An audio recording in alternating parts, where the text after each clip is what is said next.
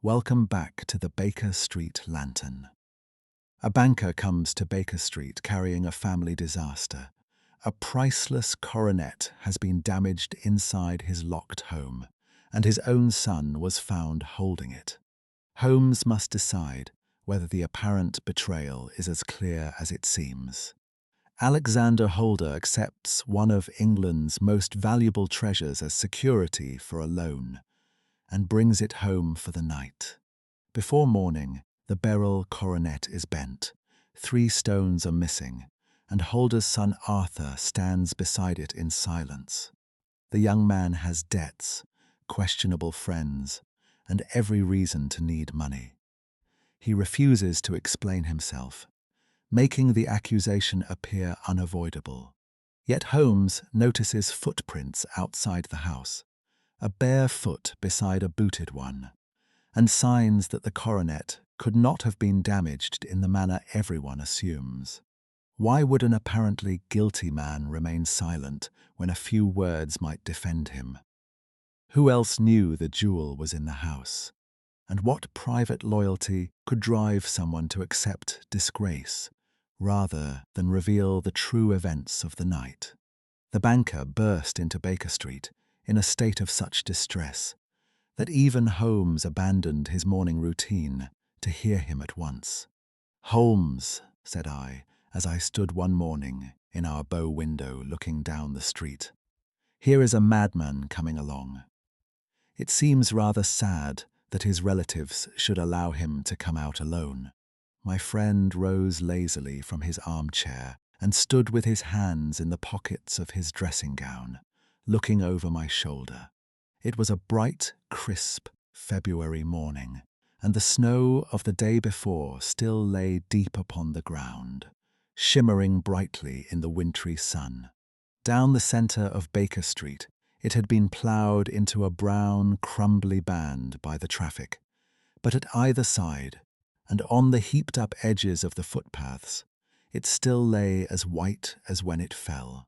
The grey pavement had been cleaned and scraped, but was still dangerously slippery, so that there were fewer passengers than usual.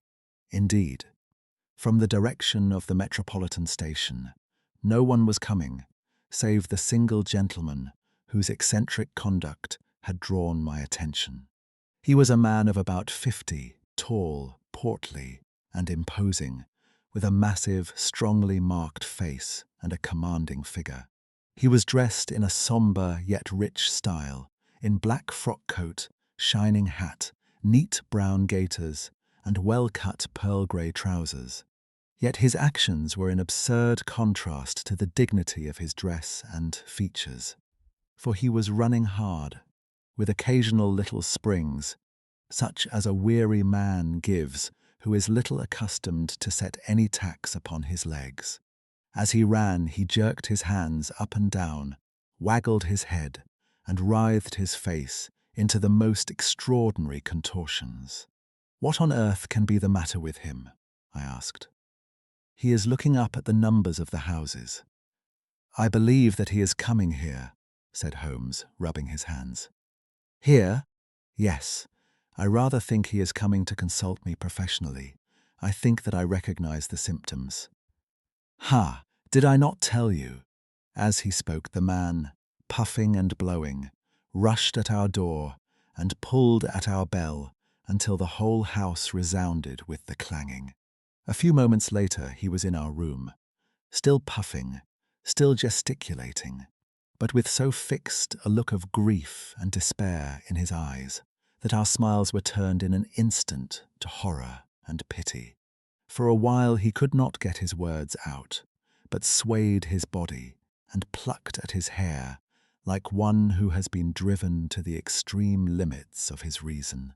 Then, suddenly springing to his feet, he beat his head against the wall with such force that we both rushed upon him and tore him away to the centre of the room. Sherlock Holmes pushed him down into the easy chair and, sitting beside him, patted his hand and chatted with him in the easy, soothing tones which he knew so well how to employ. "You have come to me to tell your story, have you not?" said he, You are fatigued with your haste. Pray wait until you have recovered yourself, and then I shall be most happy to look into any little problem which you may submit to me."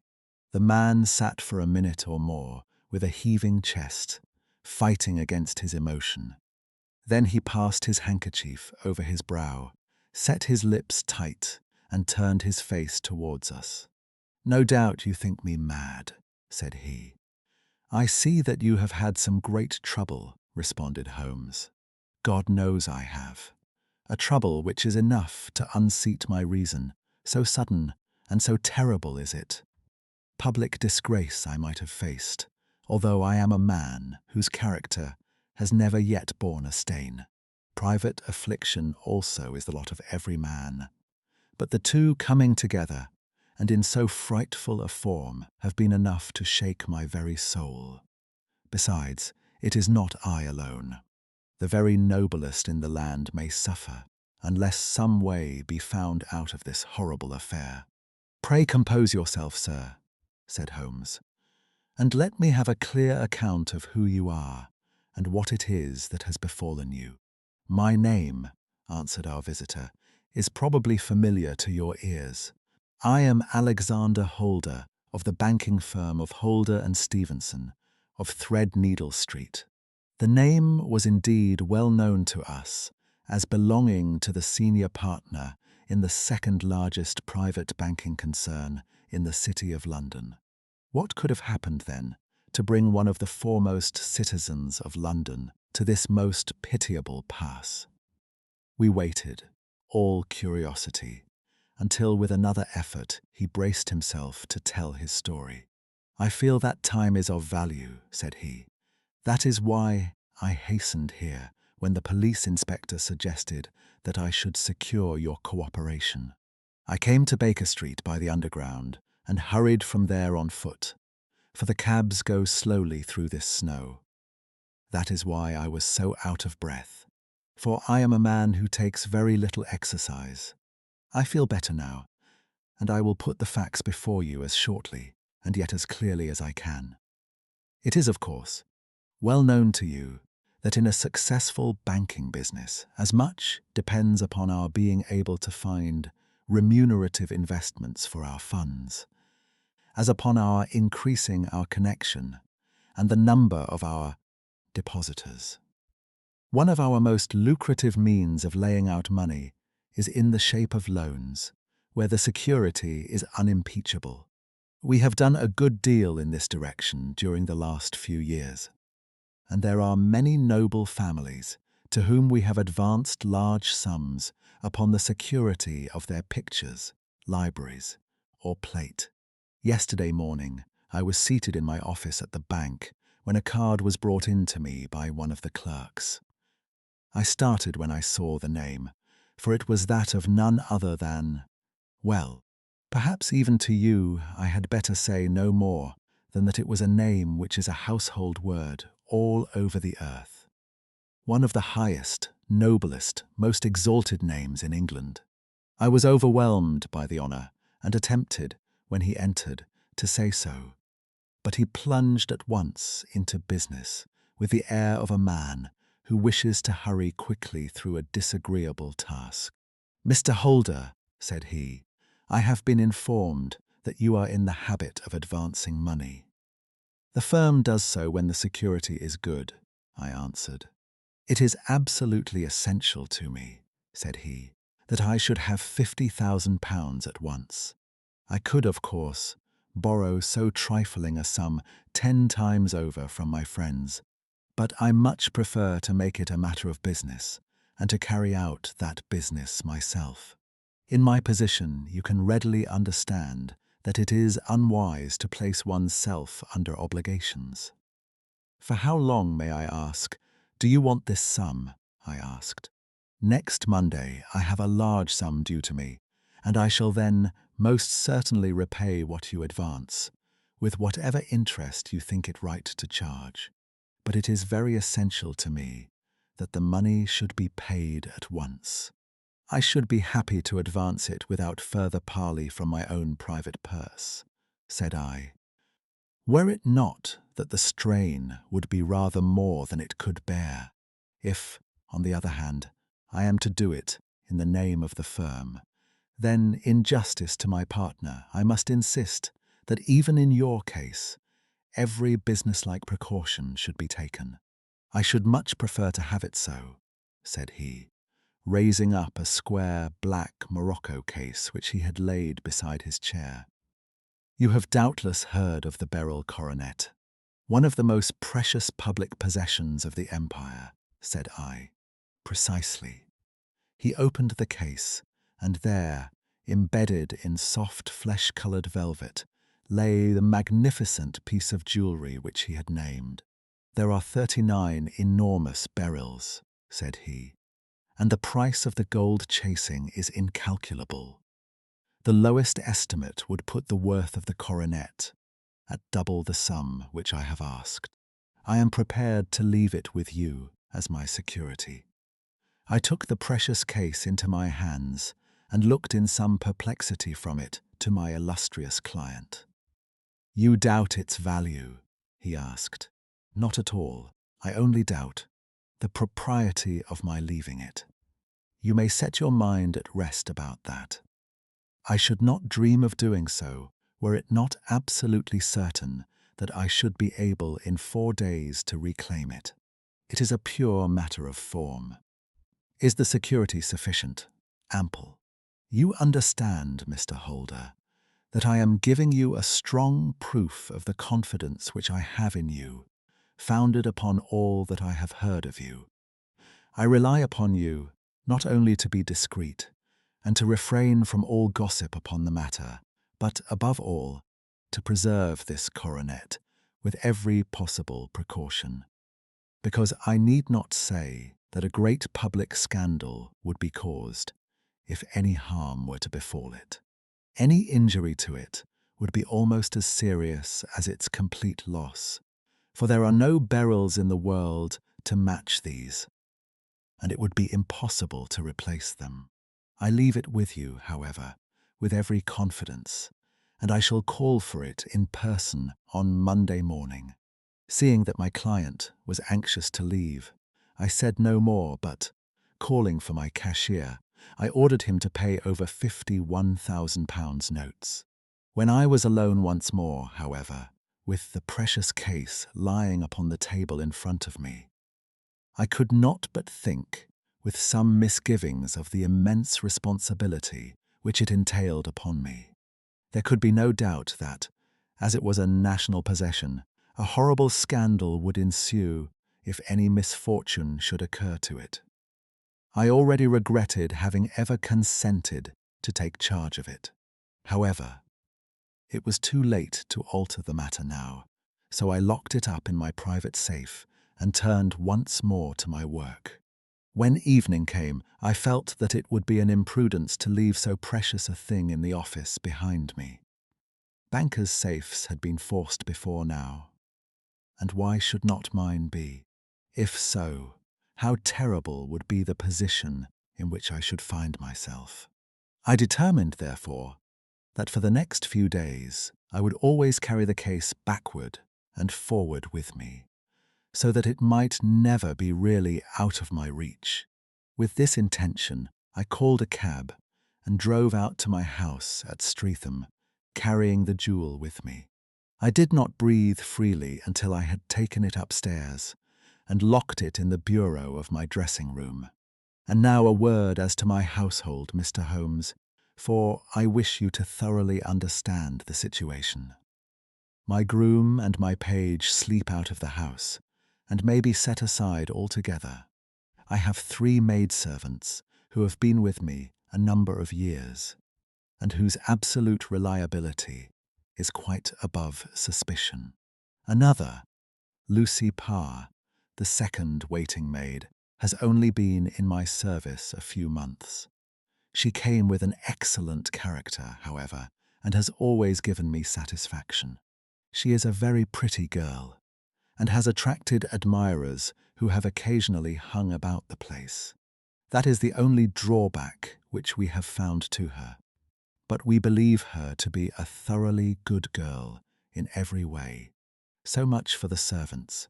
My family itself is so small that it will not take me long to describe it. I am a widower and have an only son, Arthur. He has been a disappointment to me, Mr. Holmes, a grievous disappointment. I have no doubt that I am myself to blame. People tell me that I have spoiled him. Very likely I have. When my dear wife died, I felt that he was all I had to love. I could not bear to see the smile fade, even for a moment, from his face. I have never denied him a wish.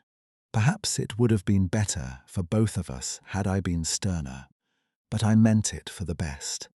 It was naturally my intention that he should succeed me in my business. But he was not of a business turn. He was wild, wayward, and, to speak the truth, I could not trust him in the handling of large sums of money. When he was young, he became a member of an aristocratic club, and there, having charming manners, he was soon the intimate of a number of men with long purses and expensive habits. He learned to play heavily at cards and to squander money on the turf, until he had again and again to come to me and implore me to give him an advance upon his allowance, that he might settle his debts of honour. He tried more than once to break away from the dangerous company which he was keeping, but each time the influence of his friend, Sir George Burnwell, was enough to draw him back again. And indeed, I could not wonder that such a man as Sir George Burnwell should gain an influence over him, for he has frequently brought him to my house, and I have found myself that I could hardly resist the fascination of his manner. He is older than Arthur, a man of the world to his fingertips, one who had been everywhere, seen everything, a brilliant talker, and a man of great personal beauty. Yet when I think of him in cold blood, far away from the glamour of his presence, I am convinced from his cynical speech, and the look which I have caught in his eyes, that he is one who should be deeply distrusted. So I think, and so too thinks my little Mary, who has a woman's quick insight into character. And now there is only she to be described. She is my niece.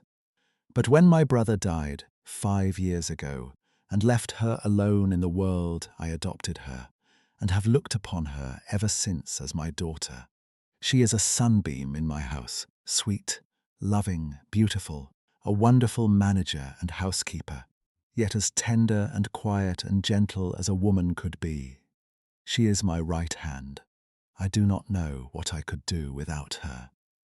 In only one matter has she ever gone against my wishes.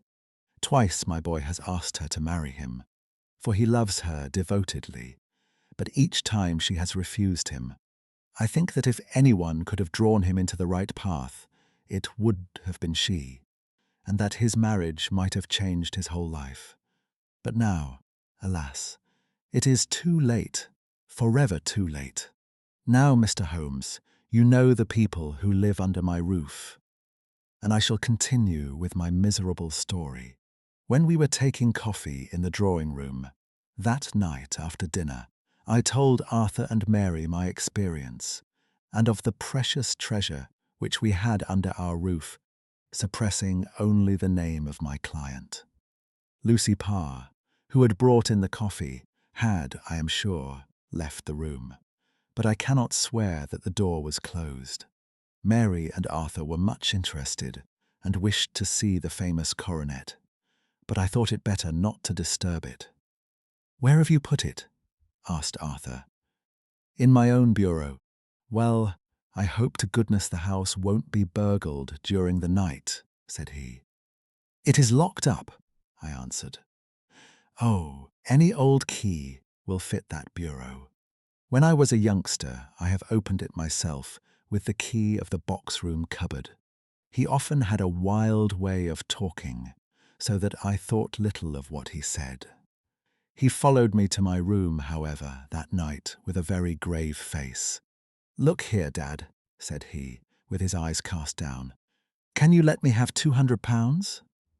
No, I cannot, I answered sharply. I have been far too generous with you in money matters. You have been very kind, said he, but I must have this money, or else I can never show my face inside the club again. And a very good thing too, I cried. Yes, but you would not have me leave it a dishonoured man, said he. I could not bear the disgrace. I must raise the money in some way, and if you will not let me have it, then I must try other means. I was very angry, for this was the third demand during the month. You shall not have a farthing from me, I cried, on which he bowed and left the room without another word. When he was gone, I unlocked my bureau, made sure that my treasure was safe, and locked it again. Then I started to go round the house to see that all was secure, a duty which I usually leave to Mary, but which I thought it well to perform myself that night. As I came down the stairs, I saw Mary herself at the side window of the hall, which she closed and fastened as I approached. "Tell me, Dad," said she, looking, I thought, a little disturbed. "Did you give Lucy, the maid, leave to go out tonight?" "Certainly not. She came in just now, by the back door. I have no doubt that she has only been to the side gate to see someone, but I think that it is hardly safe and should be stopped. You must speak to her in the morning, or I will if you prefer it. Are you sure that everything is fastened?" "Quite sure, Dad." "Then, good night." I kissed her and went up to my bedroom again, where I was soon asleep. I am endeavouring to tell you everything, Mr. Holmes, which may have any bearing upon the case. But I beg that you will question me upon any point which I do not make clear. On the contrary, your statement is singularly lucid. I come to a part of my story now in which I should wish to be particularly so. I am not a very heavy sleeper, and the anxiety in my mind tended, no doubt, to make me even less so than usual. About 2 in the morning, then, I was awakened by some sound in the house. It had ceased ere I was wide awake, but it had left an impression behind it, as though a window had gently closed somewhere. I lay listening with all my ears. Suddenly, to my horror, there was a distinct sound of footsteps moving softly in the next room. I slipped out of bed, all palpitating with fear, and peeped round the corner of my dressing-room door. "Arthur!" I screamed. "You villain! You thief! How dare you touch that coronet?" The gas was half up as I had left it, and my unhappy boy, dressed only in his shirt and trousers, was standing beside the light, holding the coronet in his hands. He appeared to be wrenching at it, or bending it with all his strength. At my cry, he dropped it from his grasp and turned as pale as death. I snatched it up and examined it. One of the gold corners, with 3 of the beryls in it, was missing. "You blackguard!" I shouted, beside myself with rage. "You have destroyed it. You have dishonoured me forever. Where are the jewels which you have stolen?" "Stolen?" he cried. "Yes, thief!" I roared, shaking him by the shoulder. "There are none missing. There cannot be any missing," said he. "There are 3 missing, and you know where they are. Must I call you a liar as well as a thief? Did I not see you trying to tear off another piece?" "You have called me names enough," said he. "I will not stand it any longer. I shall not say another word about this business, since you have chosen to insult me. I will leave your house in the morning and make my own way in the world." "You shall leave it in the hands of the police," I cried, half mad with grief and rage. "I shall have this matter probed to the bottom." "You shall learn nothing from me," said he, with a passion such as I should not have thought was in his nature. "If you choose to call the police, let the police find what they can." By this time the whole house was astir, for I had raised my voice in my anger. Mary was the first to rush into my room, and, At the sight of the coronet and of Arthur's face, she read the whole story and, with a scream, fell down senseless on the ground. I sent the housemaid for the police and put the investigation into their hands at once. When the inspector and a constable entered the house, Arthur, who had stood sullenly with his arms folded, asked me whether it was my intention to charge him with theft. I answered that it had ceased to be a private matter, but had become a public one, since the ruined coronet was national property. I was determined that the law should have its way in everything. At least, said he, you will not have me arrested at once. It would be to your advantage as well as mine if I might leave the house for 5 minutes, that you may get away, or perhaps that you may conceal what you have stolen, said I. And then, realizing the dreadful position in which I was placed, I implored him to remember that not only my honor, but that of one who was far greater than I was, at stake, and that he threatened to raise a scandal which would convulse the nation. He might avert it all if he would but tell me what he had done with the 3 missing stones. You may as well face the matter, said I. You have been caught in the act, and no confession could make your guilt more heinous. If you but make such reparation as is in your power, by telling us where the Beryls are, all shall be forgiven and forgotten. Keep your forgiveness for those who ask for it, he answered, turning away from me with a sneer. I saw that he was too hardened for any words of mine to influence him. There was but one way for it. I called in the inspector and gave him into custody. A search was made at once, not only of his person, but of his room and of every portion of the house where he could possibly have concealed the gems. But no trace of them could be found, nor would the wretched boy open his mouth for all our persuasions and our threats.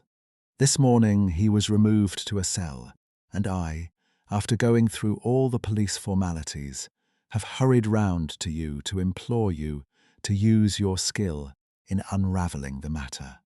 The police have openly confessed that they can at present make nothing of it. You may go to any expense which you think necessary.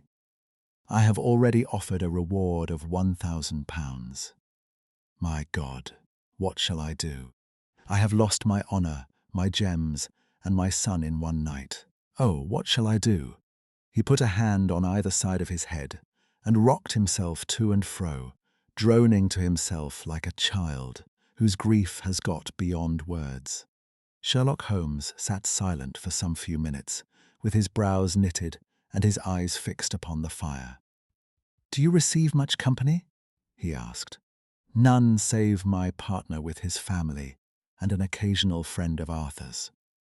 Sir George Burnwell has been several times lately. No one else, I think. Do you go out much in society?" "Arthur does. Mary and I stay at home. We neither of us care for it." "That is unusual in a young girl. She is of a quiet nature. Besides, she is not so very young. She is 24. This matter, from what you say, seems to have been a shock to her also. Terrible. She is even more affected than I. You have neither of you any doubt as to your son's guilt. How can we have when I saw him with my own eyes with the coronet in his hands? I hardly consider that a conclusive proof. Was the remainder of the coronet at all injured? Yes, it was twisted. Do you not think, then, that he might have been trying to straighten it? God bless you. You are doing what you can for him and for me. But it is too heavy a task. What was he doing there at all? If his purpose were innocent, why did he not say so? Precisely. And if it were guilty, why did he not invent a lie? His silence appears to me to cut both ways. There are several singular points about the case. What did the police think of the noise which awoke you from your sleep? They considered that it might be caused by Arthur's closing his bedroom door. a likely story, as if a man bent on felony would slam his door so as to wake a household. What did they say, then, of the disappearance of these gems? They are still sounding the planking and probing the furniture in the hope of finding them. Have they thought of looking outside the house? Yes, they have shown extraordinary energy. The whole garden has already been minutely examined. Now, my dear sir, said Holmes, is it not obvious to you now that this matter really strikes very much deeper than either you or the police were at first inclined to think? It appeared to you to be a simple case. To me it seems exceedingly complex. Consider what is involved by your theory. You suppose that your son came down from his bed, went, at great risk, to your dressing room, opened your bureau, took out your coronet, broke off by main force a small portion of it, went off to some other place, concealed 3 gems out of the 39, with such skill that nobody can find them, and then returned with the other 36 into the room in which he exposed himself to the greatest danger of being discovered. I ask you now, is such a theory tenable? But what other is there? Cried the banker with a gesture of despair. If his motives were innocent, why does he not explain them? It is our task to find that out, replied Holmes. So now, if you please, Mr. Holder, we will set off for Streatham together and devote an hour to glancing a little more closely into details. My friend insisted upon my accompanying them in their expedition, which I was eager enough to do, for my curiosity and sympathy were deeply stirred by the story to which we had listened. I confess that the guilt of the banker's son appeared to me to be as obvious as it did to his unhappy father, but still I had such faith in Holmes's judgment that I felt that there must be some grounds for hope, as long as he was dissatisfied with the accepted explanation. He hardly spoke a word the whole way out to the southern suburb, but sat with his chin upon his breast and his hat drawn over his eyes, sunk in the deepest thought. Our client appeared to have taken fresh heart at the little glimpse of hope which had been presented to him, and he even broke into a desultory chat with me over his business affairs. A short railway journey and a shorter walk brought us to Fairbank, the modest residence of the great financier. Fairbank was a good-sized, square house of white stone, standing back a little from the road. A double carriage sweep, with a snow-clad lawn, stretched down in front to 2 large iron gates which closed the entrance. On the right side was a small wooden thicket, which led into a narrow path between 2 neat hedges stretching from the road to the kitchen door and forming the tradesman's entrance. On the left ran a lane which led to the stables and was not itself within the grounds at all, being a public, though little used, thoroughfare. Holmes left us standing at the door and walked slowly all round the house, across the front, down the tradesman's path, and so round by the garden behind into the stable lane. So long was he that Mr. Holder and I went into the dining room and waited by the fire until he should return. We were sitting there in silence when the door opened and a young lady came in. She was rather above the middle height, slim, with dark hair and eyes, which seemed the darker against the absolute pallor of her skin. I do not think that I have ever seen such deadly paleness in a woman's face. Her lips, too, were bloodless, but her eyes were flushed with crying. As she swept silently into the room, she impressed me with a greater sense of grief than the banker had done in the morning, and it was the more striking in her, as she was evidently a woman of strong character, with immense capacity for self-restraint. Disregarding my presence, she went straight to her uncle and passed her hand over his head with a sweet, womanly caress. "You have given orders that Arthur should be liberated. Have you not, Dad?" she asked. "No, no, my girl. The matter must be probed to the bottom. But I am so sure that he is innocent. You know what woman's instincts are. I know that he has done no harm, and that you will be sorry for having acted so harshly. Why is he silent, then, if he is innocent? Who knows? Perhaps because he was so angry that you should suspect him. How could I help suspecting him when I actually saw him with the coronet in his hand? Oh, but he had only picked it up to look at it. Oh, do take my word for it that he is innocent. Let the matter drop and say no more. It is so dreadful to think of our dear Arthur in prison. I shall never let it drop until the gems are found. Never, Mary. Your affection for Arthur blinds you as to the awful consequences to me. Far from hushing the thing up, I have brought a gentleman down from London to inquire more deeply into it." "This gentleman?" she asked, facing round to me. "No, his friend. He wished us to leave him alone. He is round in the stable lane now." "The stable lane?" She raised her dark eyebrows. "What can he hope to find there?" "Ah, this, I suppose, is he. I trust, sir, that you will succeed in proving. What I feel sure is the truth, that my cousin Arthur is innocent of this crime. I fully share your opinion, and I trust with you that we may prove it," returned Holmes, going back to the mat to knock the snow from his shoes. "I believe I have the honour of addressing Miss Mary Holder. Might I ask you a question or two?" "Pray do, sir, if it may help to clear this horrible affair up. You heard nothing yourself last night. Nothing, until my uncle here began to speak loudly. I heard that, and I came down. You shut up the windows and doors the night before. Did you fasten all the windows?"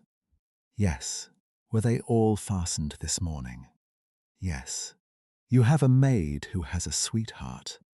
I think that you remarked to your uncle last night that she had been out to see him." "Yes." "And she was the girl who waited in the drawing-room, and who may have heard uncle's remarks about the coronet. I see you infer that she may have gone out to tell her sweetheart, and that the two may have planned the robbery. But what is the good of all these vague theories?" cried the banker impatiently. "When I have told you that I saw Arthur with the coronet in his hands—" "Wait a little, Mr. Holder. We must come back to that. About this girl, Miss Holder. You saw her return by the kitchen door, I presume?" "Yes, when I went to see if the door was fastened, for the night I met her slipping in. I saw the man, too, in the gloom." "Do you know him?" "Oh, yes. He is the greengrocer who brings our vegetables round. His name is Francis Prosper." "He stood," said Holmes, "to the left of the door. That is to say, farther up the path than is necessary to reach the door." "Yes, he did. And he is a man with a wooden leg." Something like fear sprang up in the young lady's expressive black eyes.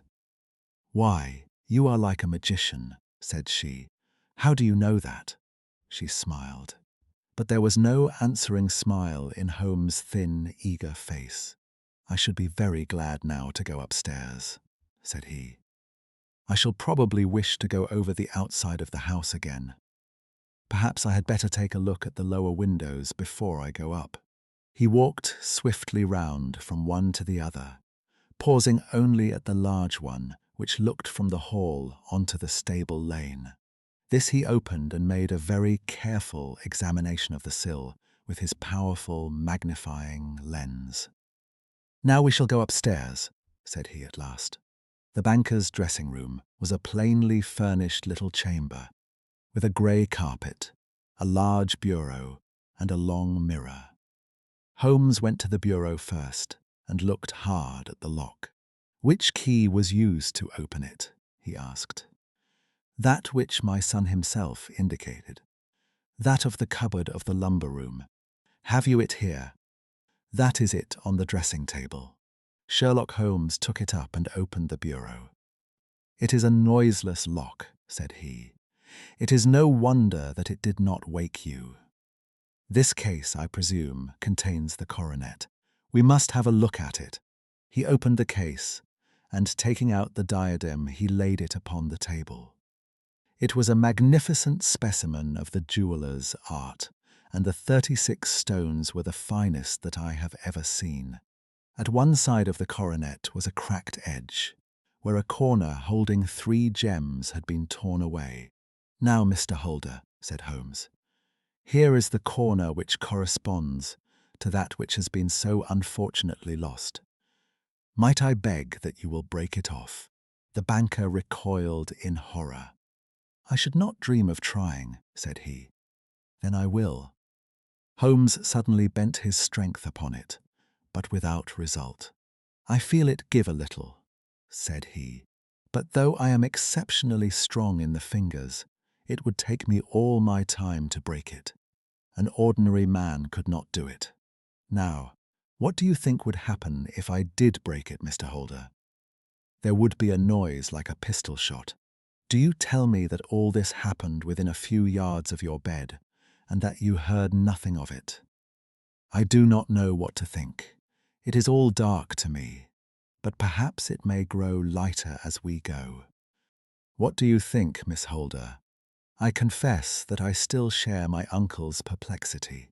Your son had no shoes or slippers on when you saw him. He had nothing on save only his trousers and shirt. Thank you. We have certainly been favoured with extraordinary luck during this inquiry, and it will be entirely our own fault if we do not succeed in clearing the matter up. With your permission, Mr. Holder, I shall now continue my investigations outside. He went alone at his own request, for he explained that any unnecessary footmarks might make his task more difficult. For an hour or more he was at work, returning at last with his feet heavy with snow and his features as inscrutable as ever. I think that I have seen now all that there is to see, Mr. Holder, said he. I can serve you best by returning to my rooms. But the gems, Mr. Holmes, where are they? I cannot tell. The banker wrung his hands. I shall never see them again, he cried. And my son, you give me hopes. My opinion is in no way altered. Then, for God's sake, what was this dark business which was acted in my house last night? If you can call upon me at my Baker Street rooms tomorrow morning, between 9 and 10, I shall be happy to do what I can to make it clearer. I understand that you give me carte blanche to act for you, provided only that I get back the gems, and that you place no limit on the sum I may draw. I would give my fortune to have them back. Very good. I shall look into the matter between this and then. Goodbye. It is just possible that I may have to come over here again before evening. It was obvious to me that my companion's mind was now made up about the case, although what his conclusions were was more than I could even dimly imagine.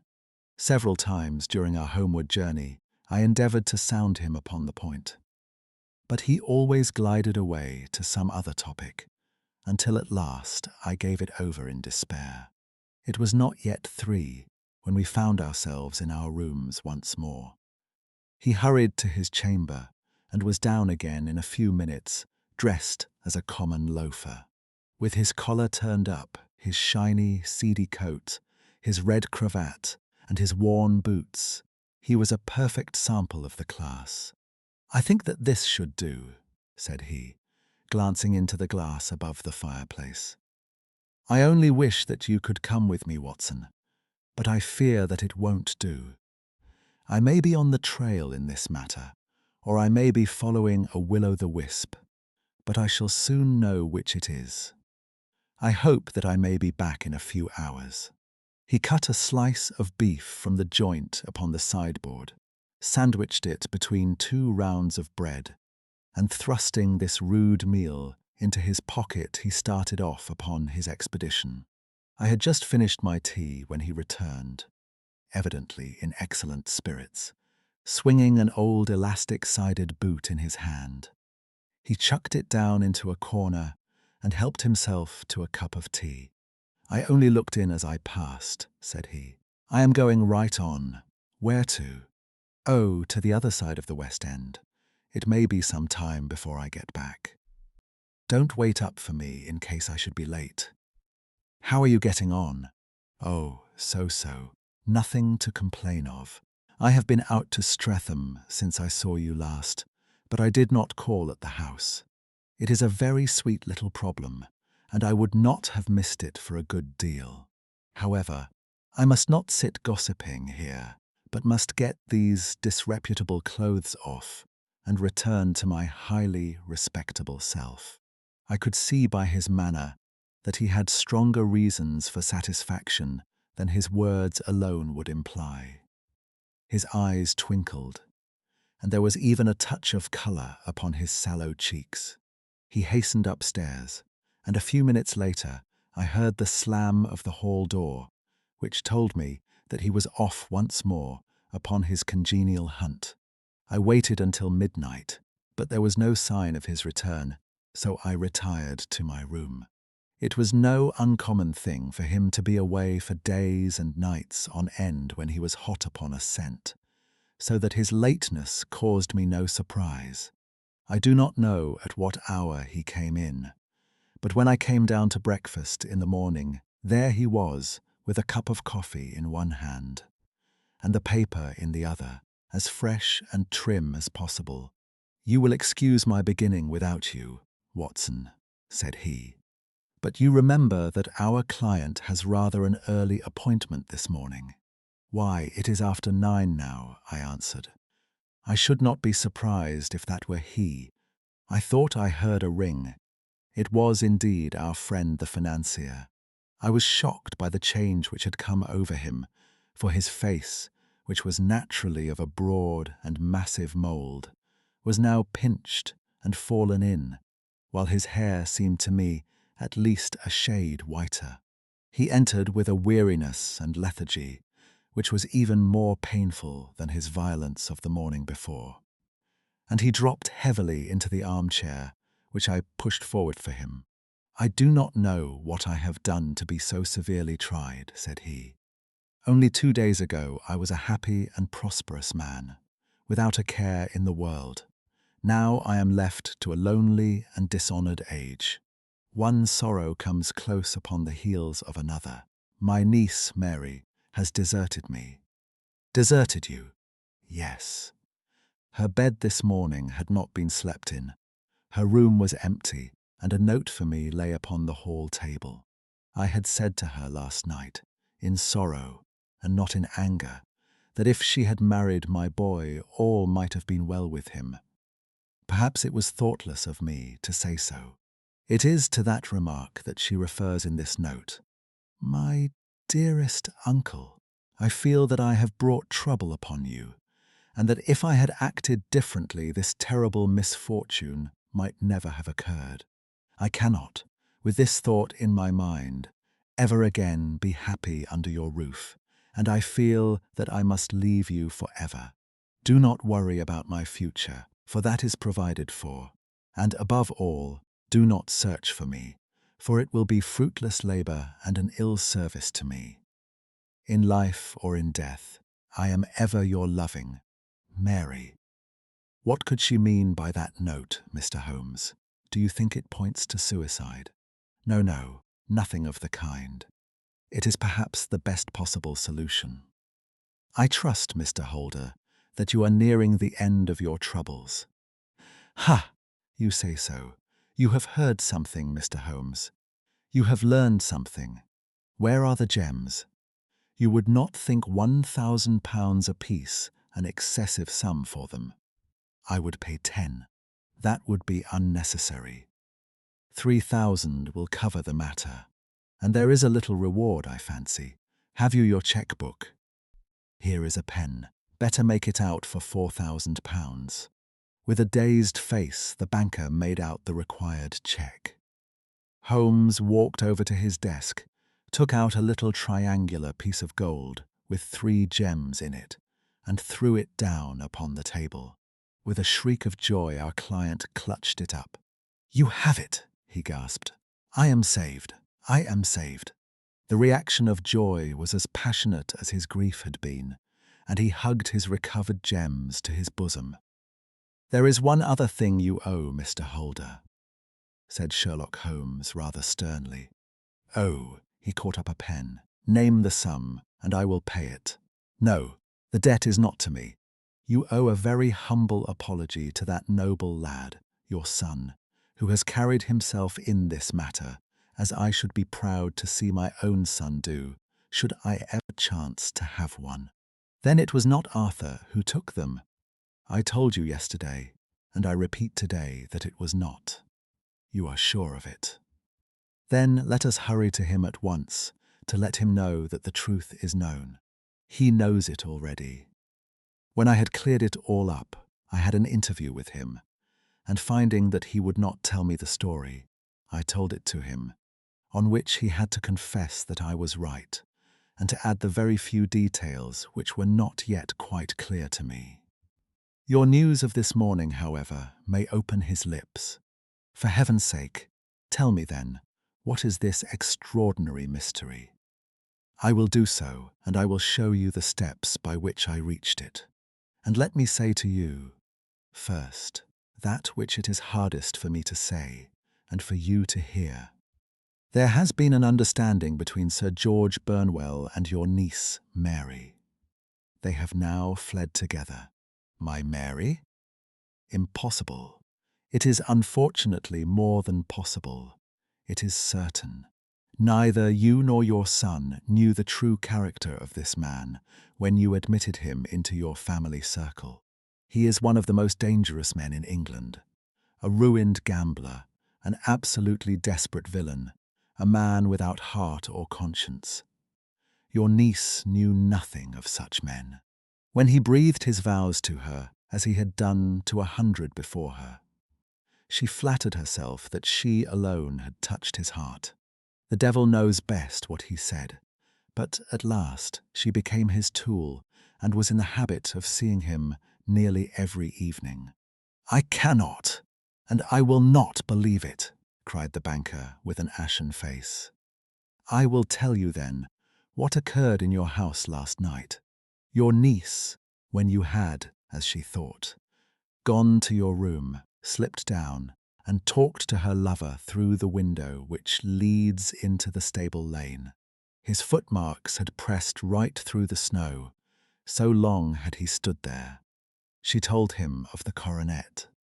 His wicked lust for gold kindled at the news, and he bent her to his will. I have no doubt that she loved you, but there are women in whom the love of a lover extinguishes all other loves, and I think that she must have been one.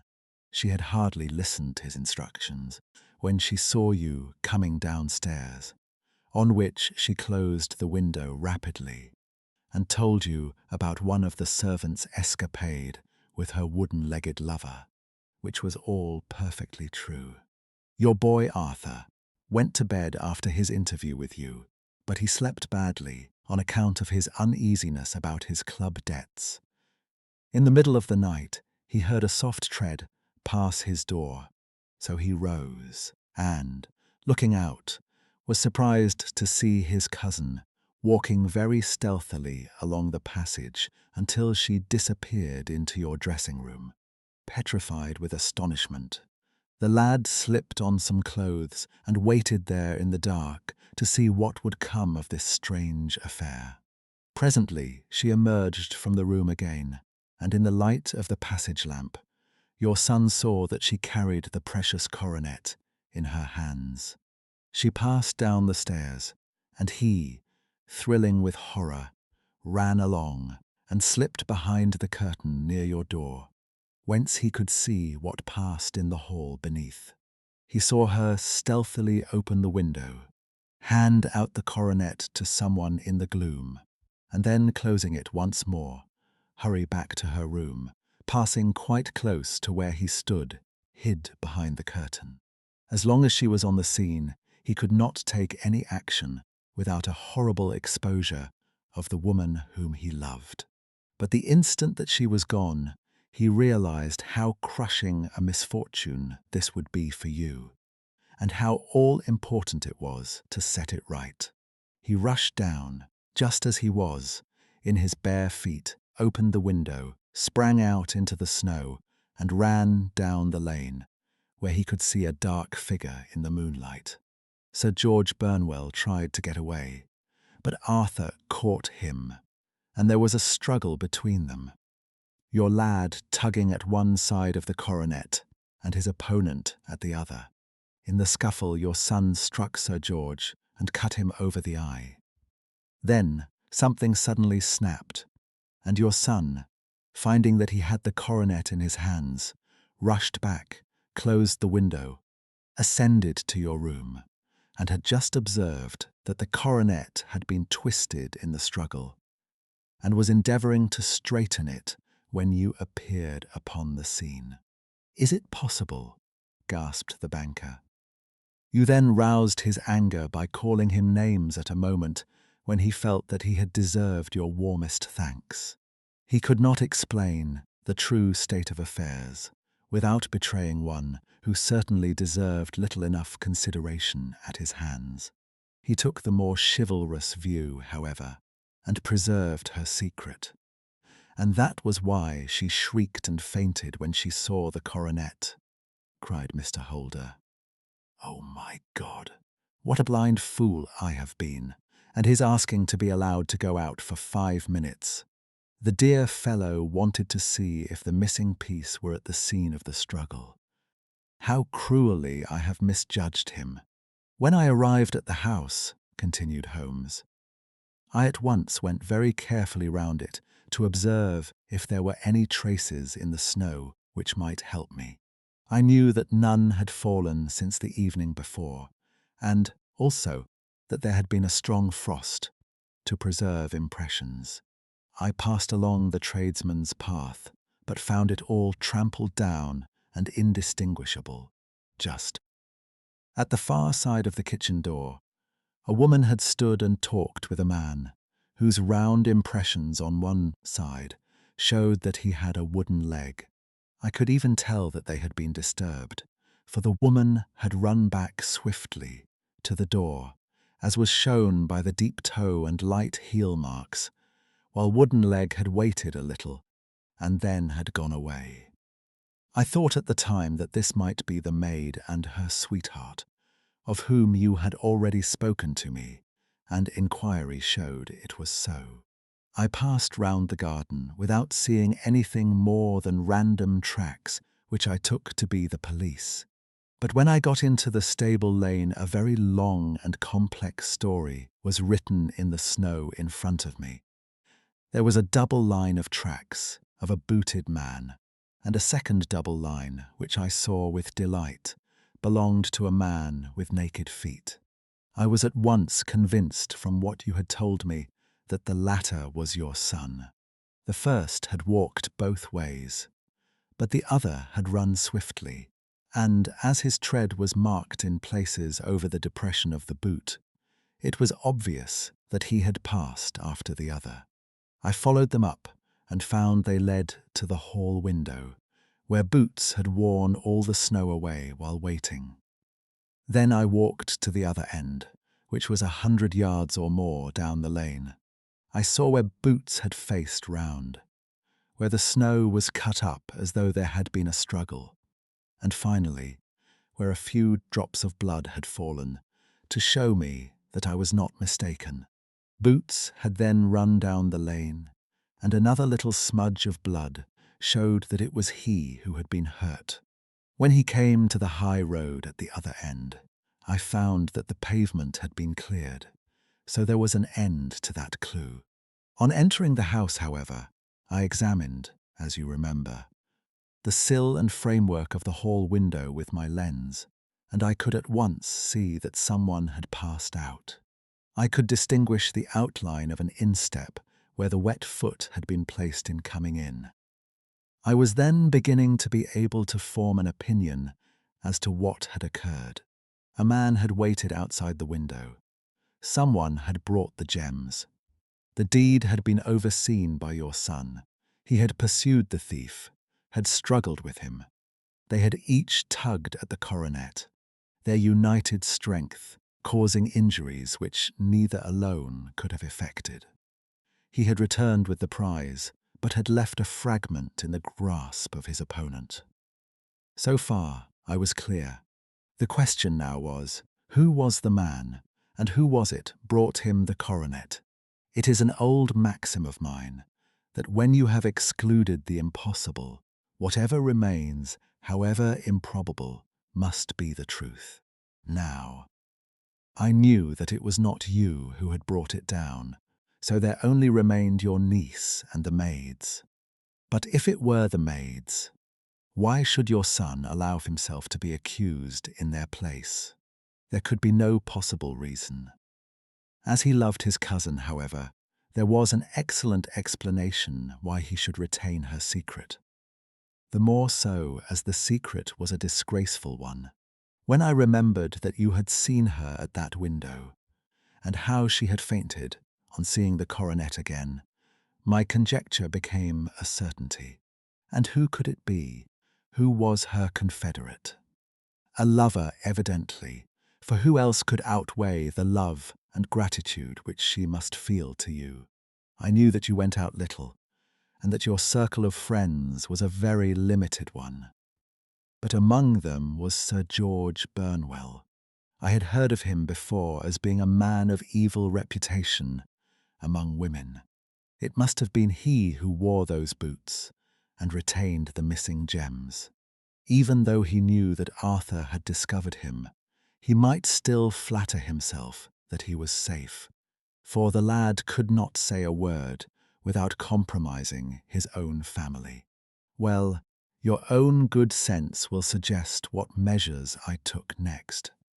I went in the shape of a loafer to Sir George's house, managed to pick up an acquaintance with his valet, learned that his master had cut his head the night before, and finally, at the expense of 6 shillings, made all sure by buying a pair of his cast-off shoes. With these I journeyed down to Streatham, and saw that they exactly fitted the tracks. "I saw an ill-dressed vagabond in the lane yesterday evening," said Mr. Holder. "Precisely. It was I. I found that I had my man, so I came home and changed my clothes. It was a delicate part which I had to play then, for I saw that a prosecution must be avoided to avert scandal, and I knew that so astute a villain would see that our hands were tied in the matter. I went and saw him.